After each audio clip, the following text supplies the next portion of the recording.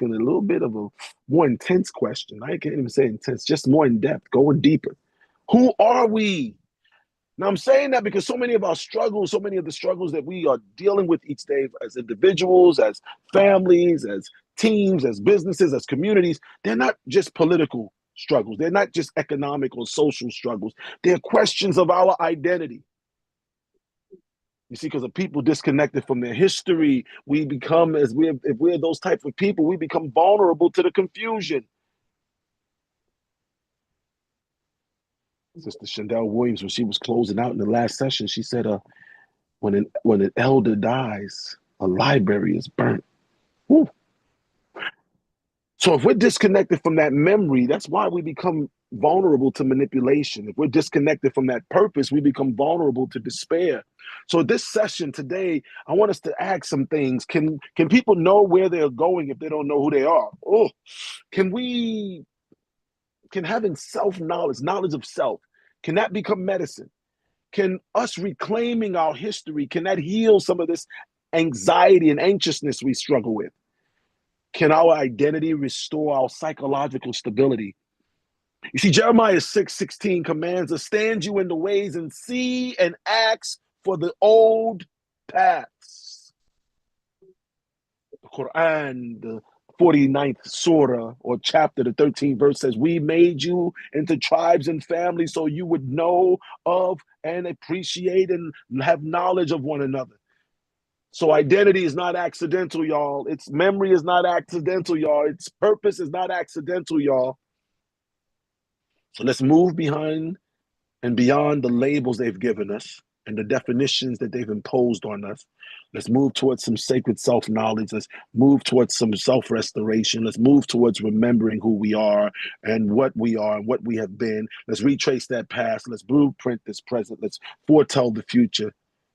Because if you and I have that again, it will be difficult to conquer. If we know who we are, no one's going to be able to deceive us. If we align ourselves with truthful reality, we're going to be very difficult to stop. So at this time, I'd like to introduce our three panelists. Ms. Shanique Bethel, known affectionately as Sister Nala Saud. Johnny Amun, known affectionately also as Elder Owen Burroughs. And Sister Manette, known also as Dr. Nicole Ford.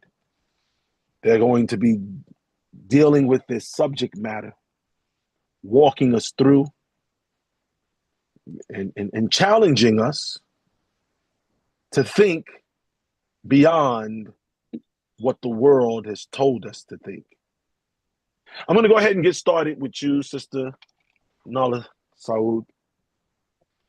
I'm going to ask the very first question. Can people know where they are going if they do not know who they are? Can we truly know where we are going if we don't know who we are? Okay, so when I look at this question, right, I have to say a little bit more before I give my final answer. So the direction without identity is what we call displacement. So people can't move or achieve or even accumulate resources, yet still remain spiritually and psychologically lost if the question of who I am remains unanswered, right? So scripture, let's look at Hosea 4 verses 6, right? And it states that my people are destroyed for lack of knowledge, not lack of effort, not lack of movement, but lack of knowledge of self, knowledge of history and divine placement. One of our babies, Dr. John Henry Clark, he reminds us that history is a clock that people use to tell their political and cultural time of day, right? So without that clock, direction becomes guesswork. So my answer to that question would be a no. People cannot fully know where they're going if they do not know who they are. So identity is the compass that gives meaning to motion. So my answer would be a no. Okay. So that's where we're starting. That's where we're starting. Can a people truly know where they are going if they do not know who they are? Dr. Nicole Ford. Dr. Nicole Ford, we are looking into this question. Why is identity restoration? Why is it a mental health issue? I know you are a Hmm. clinician. You deal with patients all day. Most days, Hmm. right? Even those of us that are not your official registered patients, where we're your non-paying patients, people calling you, Dr. Ford, can I ask you a question? Right? Why is identity restoration a mental health issue? Why is it such an important issue, and why should it be deemed a mental health issue? When you don't know who you are, right? And reason why it should be deemed a mental health issue is that when it's like having, has anybody ever had children? And when you have children, children are a blank slate. They don't know anything about identity, right? They don't know anything about the people they connected to. They don't know anything about ancestry. They don't know these things, right? And so when you don't have that information, I love this if everybody, let's zoom in on what we're seeing on the screen, right? When you do not know who you are, you're going to be in a state of confusion, right? You're going to be in a state of confusion about where you come from, who your people are. You're going to be confused about generationally when you just ask the average person, hey, can you just give me beyond your great grandmother? Can you give me the names of the people in that line?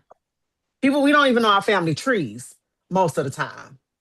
And that is an issue because studies have shown racial pride, knowing who you are, is very key for our success. And when you don't know who you are, that means that other people can give you other stories, other identities, other information that doesn't even pertain to you, right?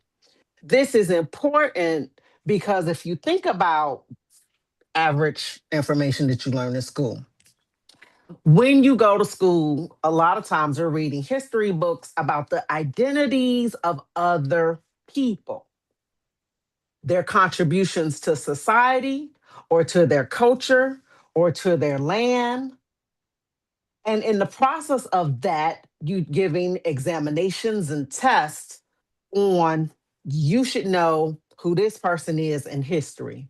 You should know who that person is and their contribution. The same thing goes to us because if you ever pick up a Bible, Genesis 1:27, it always says that we are created in the image and likeness.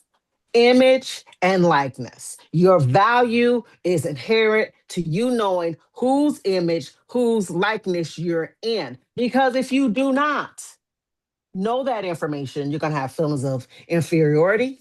You're going to feel culturally Yeah. disconnected. You're going to feel, low self worth, low value. You're going to feel just a low self concept. Everything that begins with self-esteem, Mhm. self-efficacy, Mhm. self-love, self-care, all of these self words, if you do not know thyself, which is an African proverb, which is born out of Africa, it says, know thyself. You can't do any of those other things. You will not know your self talents. You will not know your self abilities. You will not understand your character. So this becomes a mental health issue because it preps you for cognitive dissonance. It preps you for learned helplessness. It preps you for inferiority. It preps you for fear. It preps you for generational trauma due to ignorance and a lack of information. Yes. Thank you so much, Dr. Nicole Ford. Oh, I love the way these ladies have just set us in motion, got this vehicle moving down the road in this session too. Elder Owen Burroughs, I'd like to bring you right in because as we just spoke to the clinician, Dr. Nicole Ford, the conscious counselor, I want us to take let's go a little bit into that if we can. And I want us to, if you can help us understand what is the psychological cost what is it costing us psychologically when our culture has been erased? What is the psychological cost of having our culture, our cultural eraser? What would that cost? And what why should we be so concerned with that psychological cost of cultural erasure? Thank you so much for having me, Basesh, on the panel with these brilliant sisters. Um, when you talk about the psychological cost of cultural erasure, it creates confusion, it creates shame, it creates dependency and self-doubt. See, if people disconnected from their story and struggle, they struggle to understand their value and who they are.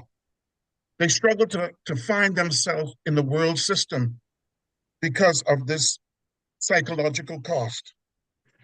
You know, Marimba Ani said that cultural domination produces psychological disorder. When we are removed from our culture, we have a psychological defect. They taught us about education. So we've replaced culture with education. When the etymology of education, it's talking about systemic schooling and training for work. To work for who? Training by who? To work for whom? But when we look at culture, culture talks about cultivation through education. See the difference? Cultivation through education and systemic improvement and refinement of the mind. Marimba Ani said our culture is what inoculates us.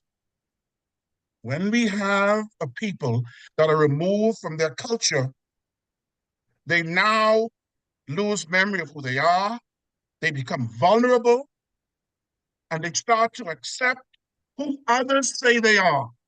They buy into the stereotypes and the propaganda. That's where the shame and all of those low frequency emotional responses come from.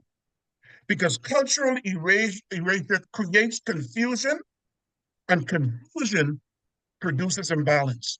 There is no ma'at, there is no alignment, there is no balance without culture. We must be rooted in culture. Like Marcus Garvey said, we must be that tree planted and rooted in that culture. The Quran 5:19 talks about do not forget about Allah, the Most High. He made them forget themselves and it caused destruction for them. So when you fail to remember and identify with your culture, that's the deep psychological problem from cultural erasure. You lose who you are, you lose self-identity, self-respect. You now have others naming you, and you respond to that name rather than what Sister just said, that divine image and likeness of Creator. Thank you, Elder Owen Burroughs, Johnny Amoon. So, Dr. Nicole Ford, I want to come back to you. Why do systems, and I'm going to give you a question, and then Sister Nala Saud, I want to give you one. So please, and I'll repeat yours again, Sister Nala, but just so you can consider it. Sister Dr. Nicole Ford, why do, Yes, because sir. Elder Owen Burroughs was talking about these systems, these systems, Hmm. these systems. Hmm. Why do these systems, if we and you can name some of the systems if you'd like, but why do these systems of cultural erasure, of cultural domination, why do they attack our memory first? Why do systems of cultural erasure or domination attack our memory first? And then, Sister Nala Saud, I would like us to have you prepared to answer what happens when people begin defining ourselves instead of accepting someone else's definitions that's been imposed on us. What happens when people begin defining ourselves instead of accepting definitions that's been placed or imposed on us by other people? But first, Dr. Ford, why do the systems of domination, and you can name them if you choose, attack Okay. our memory first? I'm gonna let's keep it modern, right? To give like a real life example of how system of domination work. And in everybody, if you have a cell phone or if you have social media, everybody's aware of AI. So we're going to use that as an example of how these systems work. And when these systems come into play, they have to attack the memory because the memory it's like the sensor, right? It is the, whether it's ancestral memory or generational memory, that memory is linked to roles, that memory is linked to identity, that memory is linked to how we interpret how it, that memory affects our perception and how we perceive things. Does that make sense so far? So when you have a system of domination, in order to create something new, it has to remove what's there to implant a new memory. It has to control what you see. It has to control what you listen to via textbooks and what you learn. It has to control the people that are going to be around you, right? So if you can control the memory, now you're controlling the thinking. Now you're controlling the mind. And in order to do that, we have to free the people and free the mind. Now let's go back to domination. Nowadays, whenever you see AI, and they're saying that by 2030, AI is going to be like a 15, $20 trillion industry. And most of the resources needed for AI is in Africa. But the systems that control the AI are not in Africa. So I want you to think of domination as access, right? It is how you have access to talent. It is how you have access to data. It is how you have access to capital. That is domination. Because with those three things, if people do not have those things, now we can control the environment and exclude people from these areas. So a lot of times, if we say the revelation is going to be televised, no, 2026 and beyond, the revolution has to be codified because now AI is being utilized in a racialized way to intentionally, 35% and higher, not recognize melanated faces, not recognize the African memory. On the flip side, this same AI is being used to learn African languages, Gullah Geechee languages, African culture, Caribbean culture. This same AI is using voice recognition every time you pick up the phone to be able to create music for hip hop or whatever genre you want by controlling these industries to create these false memories of something synthetic that's not even real. So when these systems need to dominate is to create a false memory to sustain a false narrative. And it is important for people to remember. Biblically, it says the truth shall make you free. Knowledge can make you free because the memory, it allows us to know and control our environment. It allows us to control our history, and it allows us to evaluate the very system that is attempted to manipulate us. We got to look at both sides of the board, y'all. Thank you, Dr. Ford. Sister Shaniqua Bethel, what happens again when a people begin defining themselves? When we start defining ourselves instead of accepting definitions that's been placed or imposed upon us? Okay, so when people begin defining themselves rather than accepting imposed definition, a psychological shift occurs, right? From external validation to internal authority. And when we think about internal authority, it is often the ability to make decisions and trust your own judgment and values and self-worth without relying on constant external validation. And externally defined identity produces a dependency, right? And it causes you to ask the question, who am I allowed to be? Right? So if self-defined identity produces sovereignty and it says, this is who I am, right? So let's look at one of our babies, Dr. Clenora Hudson Weems. She emphasized that Africana womanism as self-definition rather than reaction to external classification, right? And this principle applies collectively, right? Liberation begins when we name ourselves, self-naming, right? So when the people define themselves, our creativity increases, our confidence stabilizes. Because we're now unified, it strengthens us, and our emotional fragmentation decreases. So let me also use a scripture with this. Let's look at Isaiah 43, verse 1, right? And this is the King James version of it. It says, "By now, thus saith the Lord that created thee, O Jacob, and he that formed thee, O Israel, fear not, for I have redeemed thee. I've called thee by thy name. Thou art mine." So naming is a sacred authority. So yeah, and like Dr. Ford was saying, that's all I got.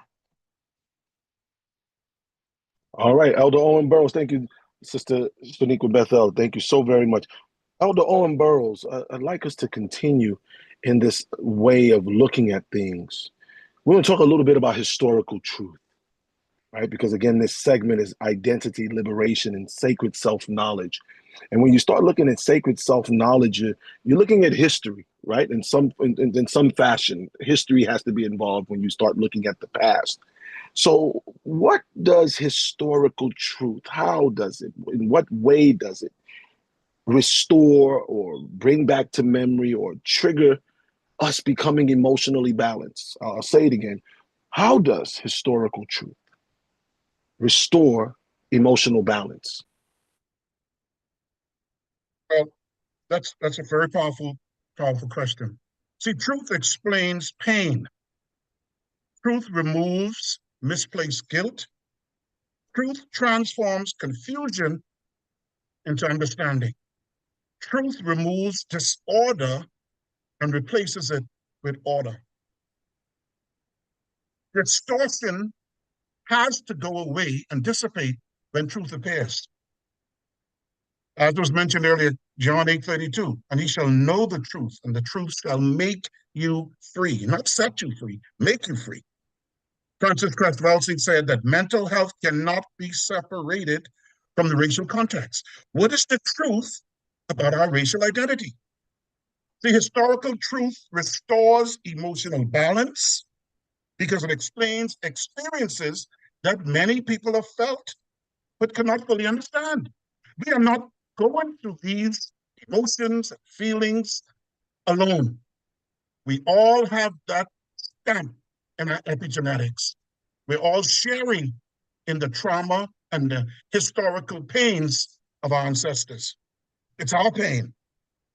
See, when people lack accurate history, they often internalize blame for their condition.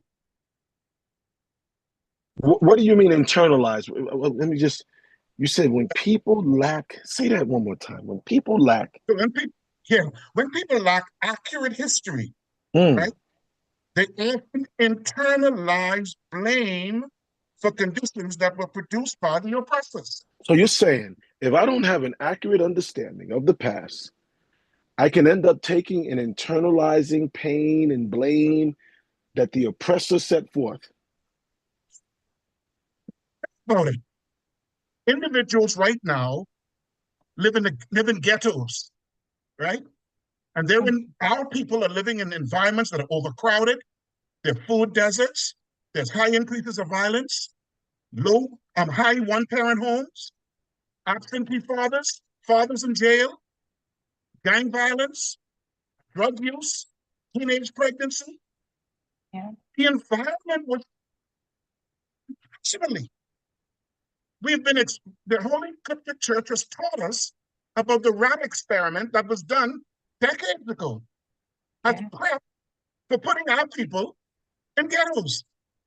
Mm-hmm. The same things that the rats did, the more aggressive rats turned on the weaker rats, and the same thing happened as a result of overcrowding conditions is happening in our ghettos.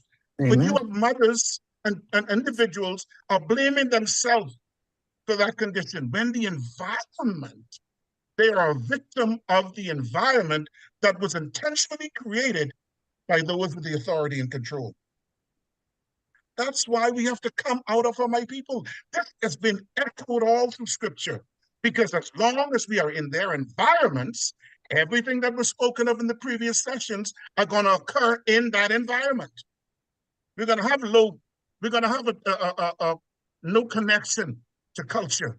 We're going to look at everyone as stranger instead of family. Mm, We're not going to be mm, able to have the proper food we need, which will create the proper brain responses and support, so we have mhm, appropriate responses and behaviors. The mhm, truth has separate personal failure from historical circumstance. See, when you understand the role history has placed in our condition, when you look at the impacts of moving people from their land, their culture, their language, their family, their friends, and communities, and when you divide up a nation with borders and speaking different languages, you create a deep separation, an anxiety, an epigenetic exposure of trauma that we pass on to the next generation. So when you understand the truthfulness of that, then you can separate those events from things that you have personally done. Now you can remove blame with looking for, how can I self-correct? How can I shift course? This is a very, very important question, because a lot of our people Thanks. cannot move to the next level because they are burdened with grief and shame. You know, Colin Uncle and I last weekend spent an afternoon with brothers in the Bahamas that are in maximum security. And one of the messages we resonated with them is, when you seek forgiveness from the Creator, you have to forgive yourself.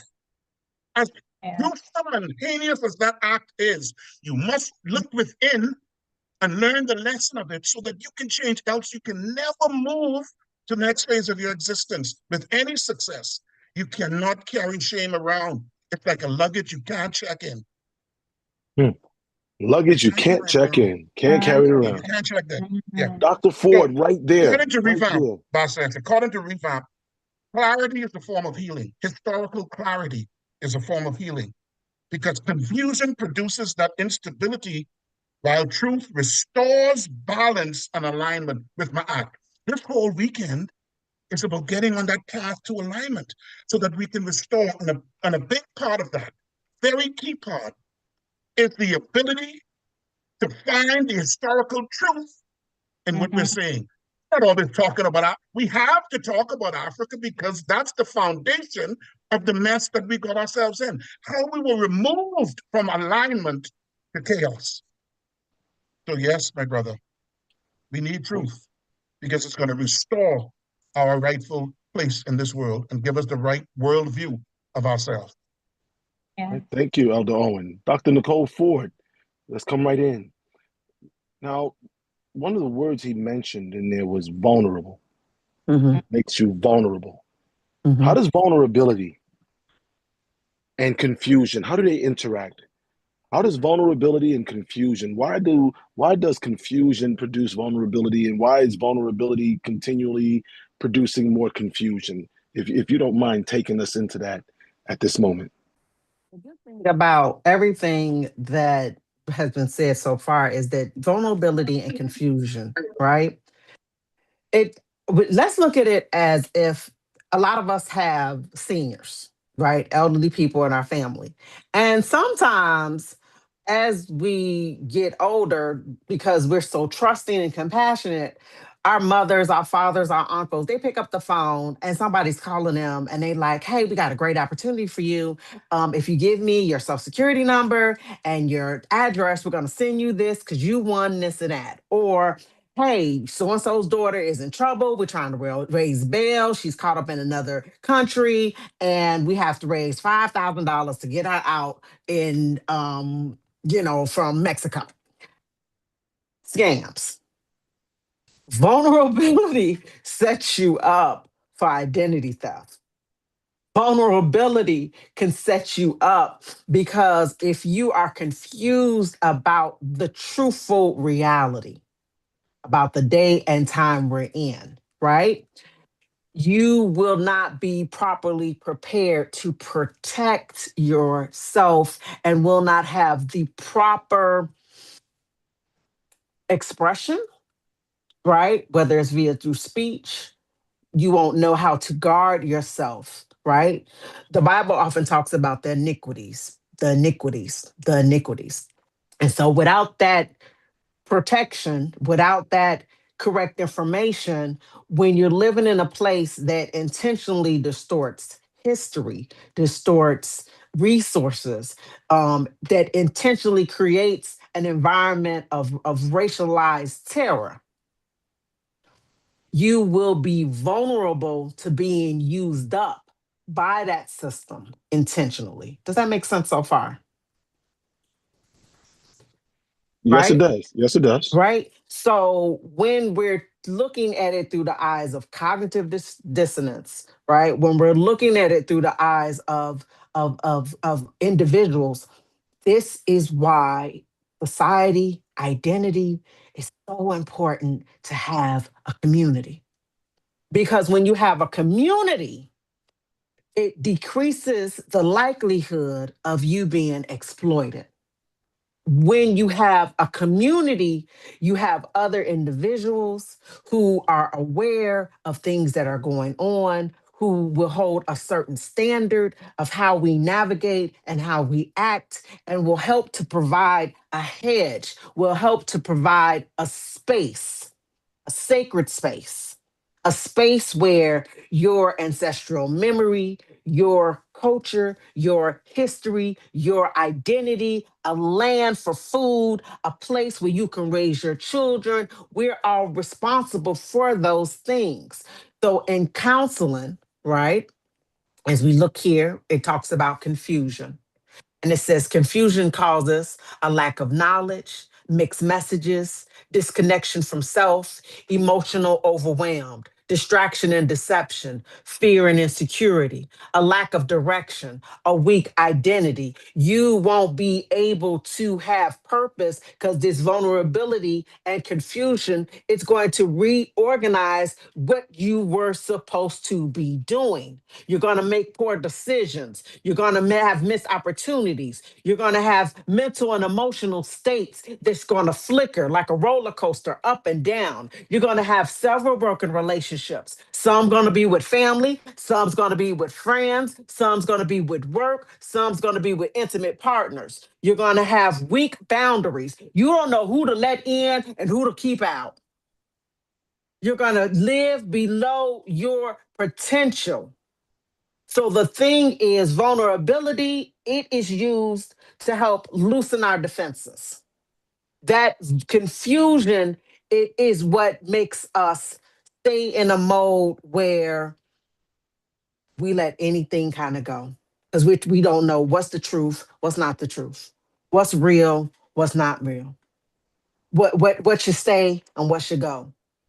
And it makes you susceptible to disbelieve anything, whether it's Thank false you. or real. Make you believe, just believe anything, whether it's false or real. That's perfect because this lines us right into Sister Shaniqua Bethel. What is the relationship between self-definition and self-determination? The relationship between how you and I define ourselves and whether or not we are determined, we have self-determination. So again, what is the relationship between self-definition and self-determination? Because the world that we look in, the world that we're participating in, it's influencing these things. So please help us understand that. Okay. So when I think of self-definition, right? I think that is more like an internal authority. It's something about self, right? And self-determination would be something that is an external action based on that authority, right? So without self-definition, self-determination becomes imitation or reaction, right? With self-definition, action becomes intentional, rooted, and aligned. And on, I want to give a quick quote from Amos Wilson, where he says that he emphasized that psychological liberation precedes political liberation. So people must first define themselves before they effectively determine their future. And if we could bring back up the slide that was just on the screen, please.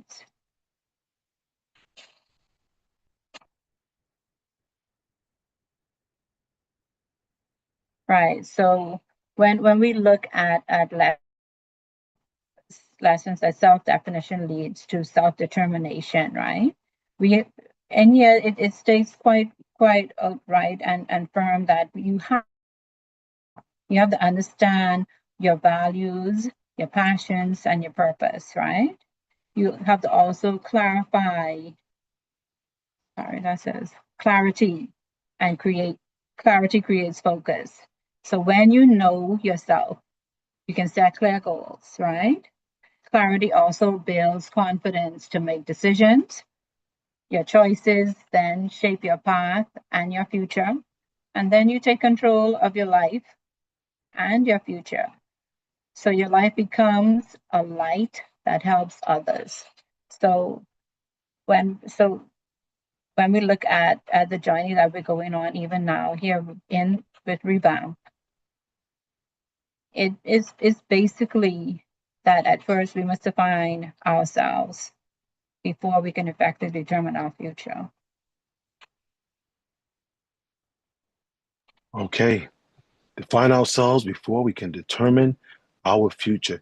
All right, we're going to be wrapping up this session. So I'll give each of you 2 minutes. Mhm. I'm going to set it a tight 2 minutes. It's going to be tight.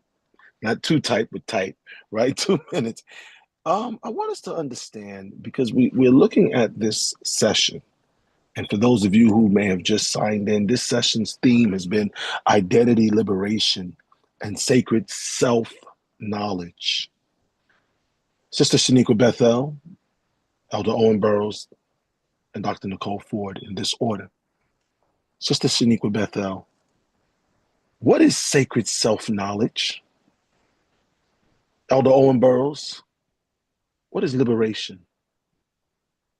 Dr. Nicole Ford, what is identity? With everything that I know you all were doing so much research and studying for this event, and I wish we could give each of you 3 hours to just talk. But the beauty is we don't prepare for a day, we prepare for a lifetime.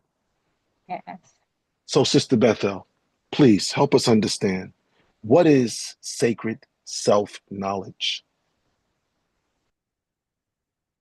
Okay. So when I think of the first word that was used in there, sacred. So it has to be something that's important, that's vital.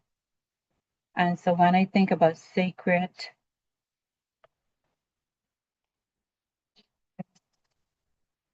I'm sorry, could you repeat that? Sacred Self-knowledge, sacred self-knowledge, self-knowledge. sacred knowledge of self, knowledge of self. Mhm.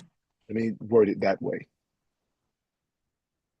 Okay. So when And I I'm think and of I'm saying it in the sense of when we're looking at ourself and we're understanding the it's like being a melanated child. What would a child understand about their worth, right? If we changed, what would happen if we changed things in such a way that every baby being born, every child being carried, every child being educated would no longer be broken women and men, but they would understand a level of their sacred worth? What would that right. sacred self-knowledge that we'd be giving them, what would it look like? So it would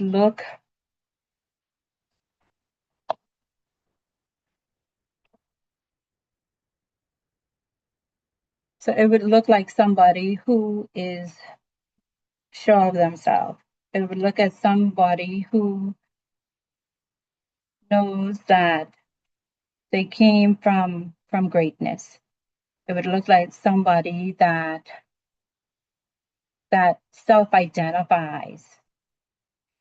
It would look like somebody that practices ma'at. Let me use a Proverbs here. Proverbs 19 verse 8 says, "The one who gets wisdom loves life, and the one who cherishes understanding will soon prosper." It's somebody who seeks knowledge also, and and and tries to align themselves or align myself with my beliefs, my religion, with the people who I interact with, who I would call sisters and brothers. So it would be less anxious. It would be more confident. Um, and that's how I would look at self um, That self sacred self knowledge.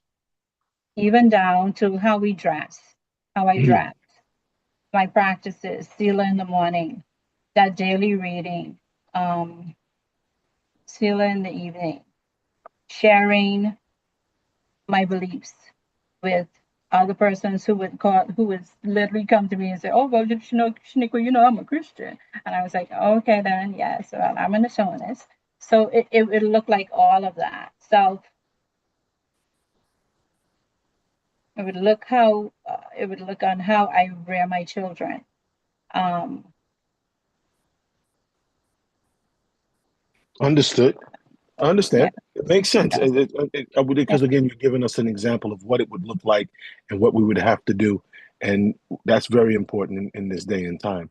Elder Owen Burroughs, would you like to pick up into what we were asking you to walk us through this idea of liberation? What would it look like?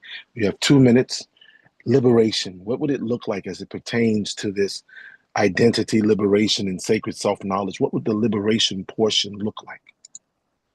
Well, Valters, thank you for your question. As we conclude this discussion on identity, liberation, and sacred knowledge, self-knowledge, we must remember that the greatest struggle facing any people is not merely political, economic, or social. It is a struggle for consciousness.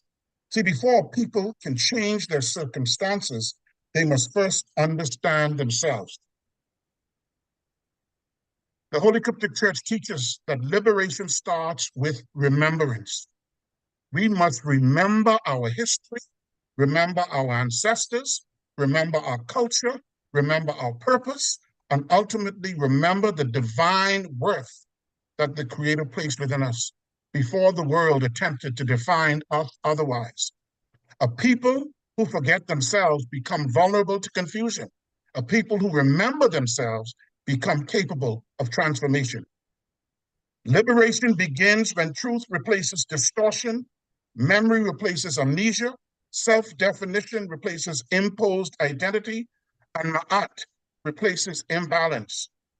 When that happens, individuals, families, and entire communities can move from confusion to clarity, from woundedness to wholeness, from survival to sacred balance. And this is the journey of liberation, not simply knowing who we are, but remembering who we are, embracing who we were created to be, and building a future worthy of those who came before us and those who will come after us. The major takeaway is that liberation begins in consciousness.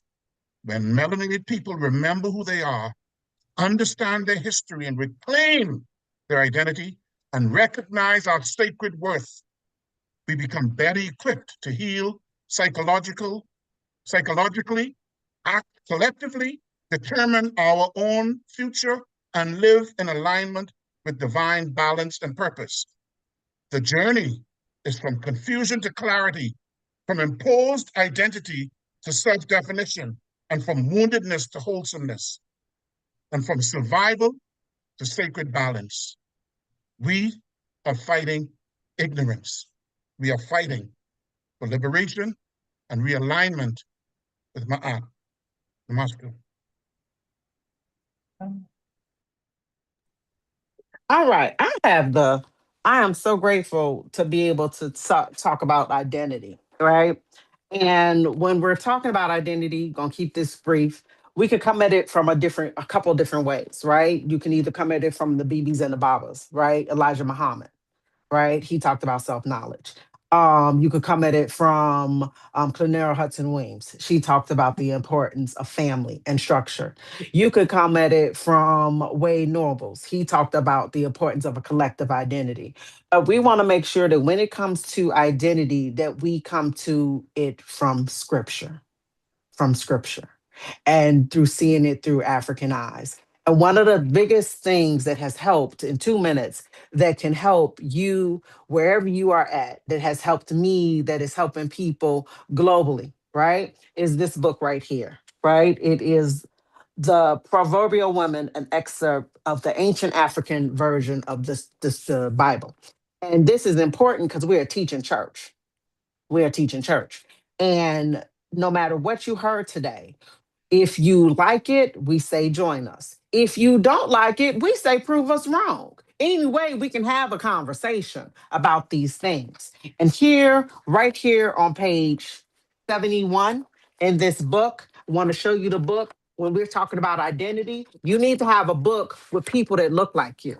You need to have a book that's going to tell you about the truth about being Black and how we, as children of the Most High, us children of the Most High, how we are the children of the Most High, and we're in Scripture, and we have our image, and we can have our likeness. And right here on page 71, it says, if you don't mind me reading it, right? I'm on page number verse Proverbs 31:1. Proverbs 31:1. And I'm at verse 7, right? And I am looking here because it talks about the vision. Right? And it talks about the vision. If we could scroll down, please. We're going to verse 7 on page 71. And I want to leave us with this, right?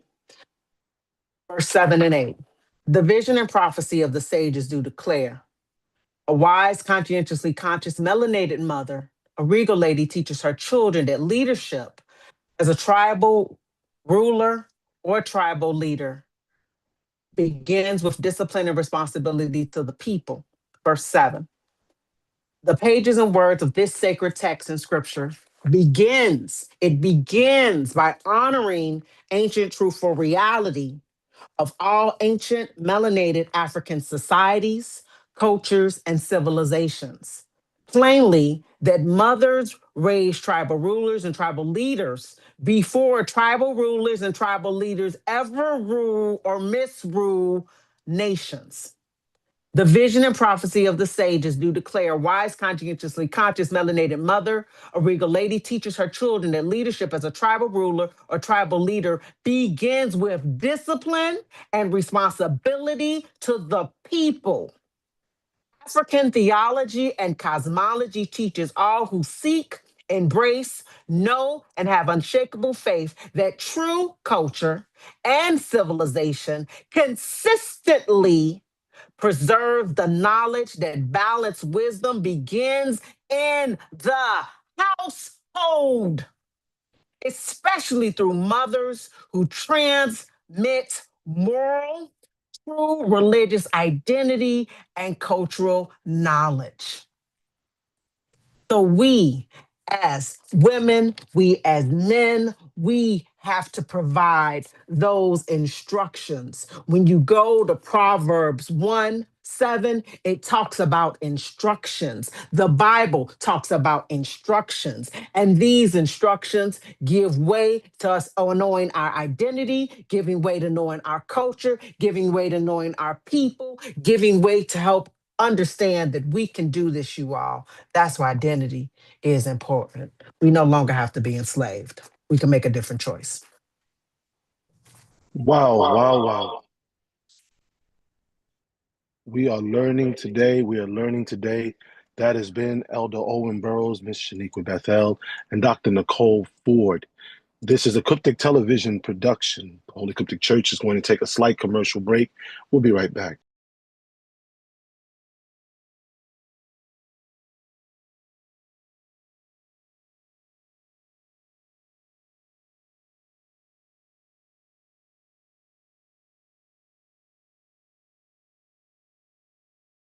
Rami monde moponda bungumbae nasi pasiwa toa si pasimba zitono nelende nandolo na kodi monde monde tama mama monde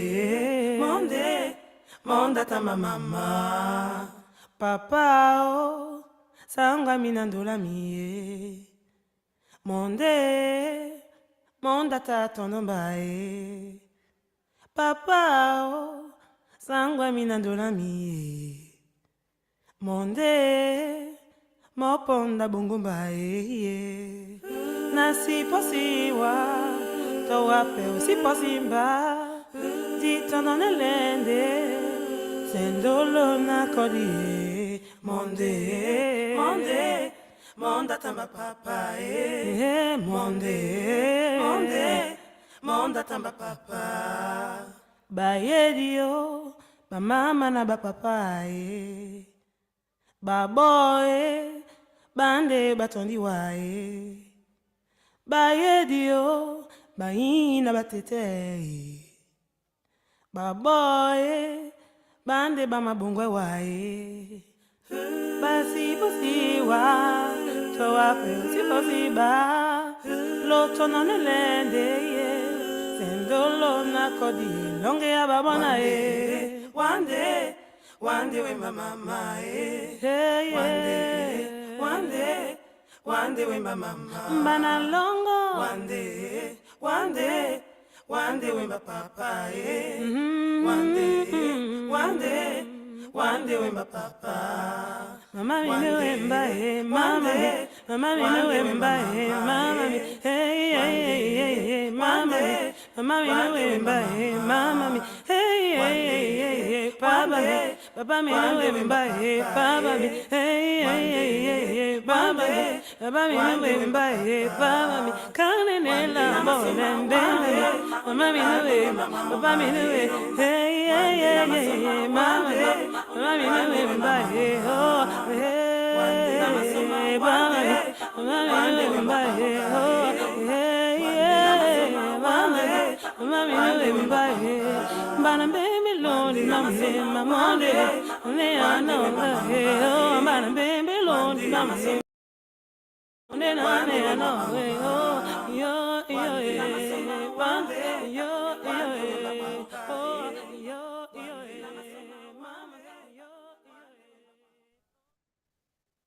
We're back. You're listening to the Holy Coptic Church of the Black Messiah, the Journey Home group.